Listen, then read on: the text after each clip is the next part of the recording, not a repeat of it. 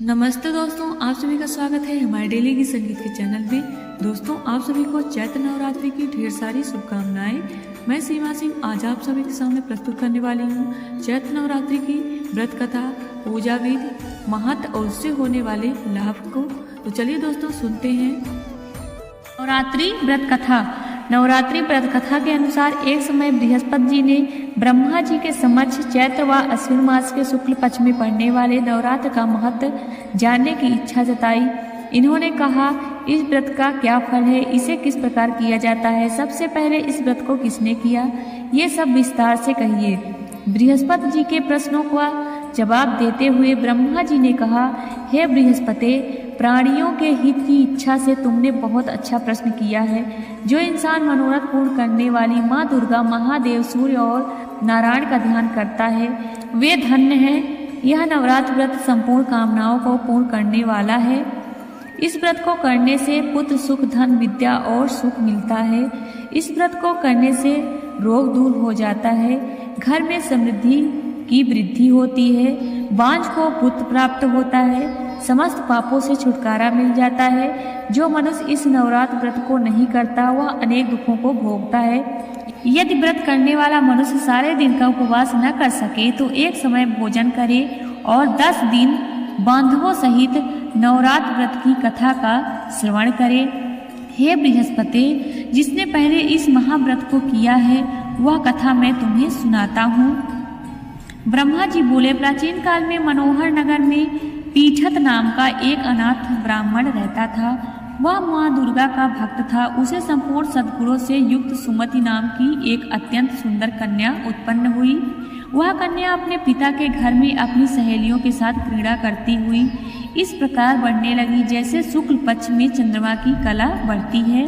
उसका पिता प्रतिदिन जब दुर्गा की पूजा करके होम किया करता वह उस समय नियम से वहां उपस्थित रहती। एक दिन सुमति भगवती के पूजन में उपस्थित नहीं हुई।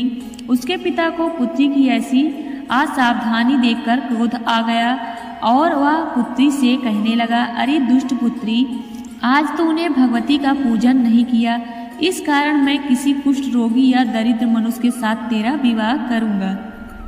पिता की बात सुनकर सुमति को बड़ा दुख हुआ और पिता से कहने लगी, हे पिता, मैं आपकी कन्या हूँ तथा सब तरह आपके अधीन हूँ। जैसी आपकी इच्छा हो वैसा ही करो, चाहे राजा से, चाहे कुष्ठी से, चाहे दरिद्र से, जिसके साथ चाहो मेरा विवाह करना चाहो कर दो, पर होगा वही जो मेरे भाग्य में लिखा है, क्योंकि कर्म करना मनुष्य के अधीन है पर फल देना ईश्वर के अधीन है।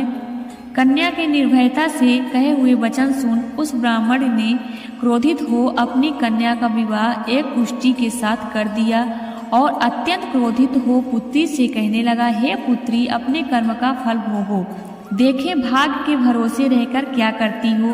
पिता के ऐसे कट वचनों को सुन सुमति मन में विचार करने लगी, अहो मेरा बड़ा दुर्भाग्य है जिससे मुझे ऐसा पति मिला।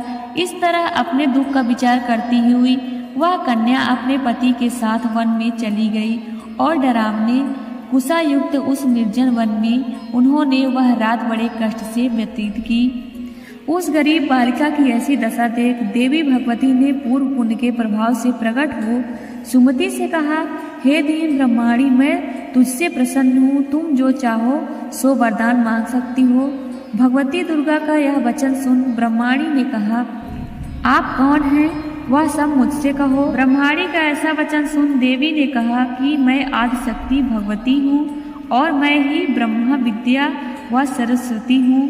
प्रसन्न होने पर मैं प्राणियों का दुख दूर कर उनको सुख प्रदान करती हूँ। हे ब्रह्माणी, मैं तुझ पर तेरे पूर्व जन्म के पुण्य के प्रभाव से प्रसन्न हूँ। तुम्हारे पूर्व जन्म का वृत्तांत सुनाती हूँ, सुनो। तू पूर्व जन्म में निषाद की स्त्री थी और अति पतिव्रता थी। एक दिन तेरे पति निषाद ने चोरी की। चोरी करने के कारण तुम दोनों को सिपाहियों ने पकड़ लिया और जेल खाने में कैद कर दिया। उन लोगों ने तुझको और तेरे पति को भोजन भी नहीं दिया। इस प्रकार नवरात्र के दिनों में तुमने ना तो कुछ खाया और ना जल ही पिया। इस प्रकार 9 दिन तक नवरात्र का व्रत हो गया। हे ब्रह्माणी, उन दिनों में जो व्रत हुआ, इस व्रत के प्रभाव से प्रसन्न होकर मैं तुझे मनोवांछित वर देती हूँ, तुम्हारी जो इच्छा हो सो मांगो। इस प्रकार दुर्गा के वचन सुनकर ब्रह्माणी बोली, अगर आप मुझ पर प्रसन्न हैं तो हे दुर्गे, मैं आपको प्रणाम करती हूँ, कृपा करें मेरे पति का और दूर करो। देवी ने कहा, उन दिनों तुमने जो व्रत किया था उस व्रत का एक दिन का पुण्य पति का कोढ़ दूर करने के लिए अर्पित करो, उस पुण्य के प्रभाव से तेरा पति ठीक हो जाएगा। इस प्रकार देवी के वचन सुन वह ब्रह्माणी प्रसन्न हुई और पति की निरोग करने की इच्छा से जब उसने तथास्तु ऐसा वचन कहा, तब उसके पति का शरीर भगवती दुर्गा की कृपा से कुष्ठ रोग से रहित हो गया।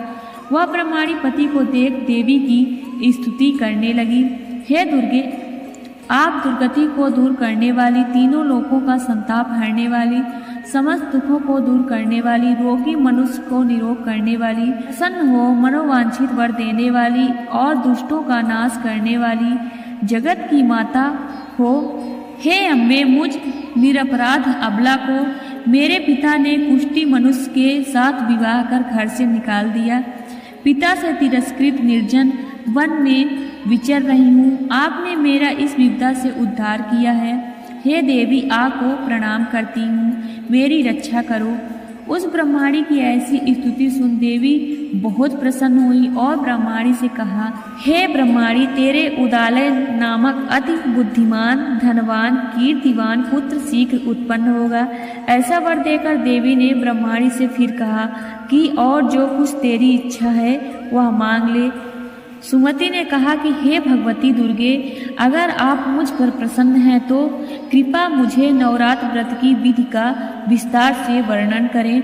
ब्रह्माणी के वचन सुन माँ दुर्गा ने कहा, हे ब्रह्माणी, मैं तुम्हें संपूर्ण पापों को दूर करने वाले नवरात्र व्रत की विधि बतलाती हूँ। चैत्र मास के शुक्ल पक्ष की प्रतिपदा से लेकर 9 दिन तक व्रत करें। यदि दिन भर का व्रत न कर सकें तो एक समय का भोजन करें। शुभ मुहूर्त में घट स्थापना करें और वाटिका बनाकर उसको प्रतिदिन जल से सींचें। महाकाली, महालक्ष्मी और महासरस्वती की मूर्तियां स्थापित कर उनकी विधि सहित पूजा करें। बिजौरा के फल से अर्घ देने से रूप की प्राप्ति होती है। जायफल से अर्घ देने पर कीर्ति, दाग से कार्य की सिद्धि होती है। आंवले से सुख की प्राप्ति और केले से अर्घ देने से आभूषणों की प्राप्ति होती है। इस प्रकार पुष्पों व फलों से अर्घ देकर व्रत समाप्त होने पर 90वें दिन विधि विधान हवन करें। खांड, घी, गेहूँ, शहद, जौ, तिल, बिल्व यानी कि बेल, नारियल, दाख और कदम्ब जैसी विभिन्न सामग्रियों से हवन करें। आंवले से कीर्ति की और केले से पुत्र की, कमल से राज सम्मान की और दाखों से संपदा की प्राप्त होती है। खांड, घी, नारियल, शहद, जौ और तिल तथा फलों से होम करने से मनोवांछित वस्तु की प्राप्त होती है। व्रत करने वाला मनुष्य इस विधि विधान से होम कर आचार्य को अत्यंत नम्रता के साथ प्रणाम करे और यज्ञ की सिद्धि के लिए उसे दक्षिणा दे। इस प्रकार बताई हुई विधि के अनुसार जो व्यक्ति व्रत करता है उसके सब मनोरथ सिद्ध होते हैं, इसमें तनिक भी संदेह नहीं है। इस 9 दिनों में जो कुछ दान आदि दिया जाता है उसका करोड़ों गुना फल मिलता है। इस नवरात्र व्रत करने से अश्वमेध यज्ञ का फल मिलता है। हे ब्रह्माणी, इस संपूर्ण कामनाओं को पूर्ण करने वाले उत्तम व्रत को तीर्थ, मंदिर अथवा घर में विधि के अनुसार करें। ब्रह्मा जी बृहस्पति जी से बोले। इस प्रकार ब्रह्माणी को नवरात्र व्रत विधि बताकर देवी अंतर ध्यान हो गई। अतः जो मनुष्य या स्त्री इस व्रत को भक्ति पूर्वक करता है वह इस लोक में सुख प्राप्त कर अंत में मोक्ष प्राप्ति करता है। ब्रह्मा जी बृहस्पति जी से कहते हैं कि इस दुर्लभ व्रत का महत्व है जो मैंने तुम्हें बताया है। ऐसा सुन बृहस्पति जी आनंद से प्रफुल्लित हो गए और कहने लगे, हे ब्रह्मा जी, आपने मुझ पर अति कृपा की जो मुझे इस व्रत का महत्व सुनाया। ब्रह्मा जी बोले कि हे बृहस्पति, यह देवी भगवती संपूर्ण लोकों का पालन करने वाली है। इस महादेवी के प्रभाव को कौन जान सकता है। बोलो देवी भगवती की जय। अम्बे मैया की जय। प्रेम से बोलो जय माता दी। तो दोस्तों इस प्रकार से चैत्र नवरात्र की व्रत कथा, पूजा विधि और उसका महत्व समाप्त होता है।